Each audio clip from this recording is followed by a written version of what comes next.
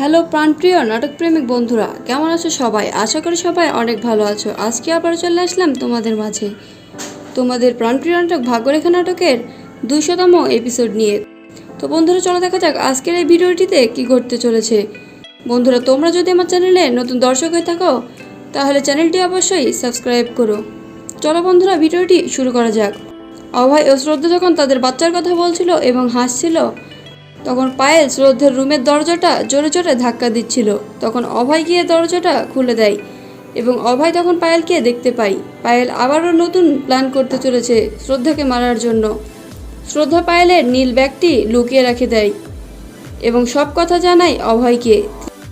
ত্রিপাঠী পরিবারে আবারও এক অনুষ্ঠানের আয়োজন করা হয় শ্রদ্ধা ও পায়েলের জন্য, এবং শ্রদ্ধা মনে মনে চিন্তা করে যে পায়েলকে কিভাবে নজরে রাখবে। অন্যদিকে পায়েল তার স্বর্ণের ব্যাগটি নিয়ে পালিয়ে যাওয়ার প্ল্যান করে। ওইদিকে সবাই লাড্ডু বানানো নিয়ে ব্যস্ত ছিল।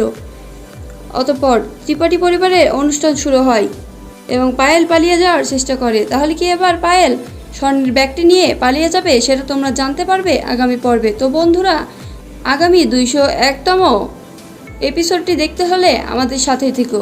ভালো থেকো, সুস্থ থেকো, ধন্যবাদ।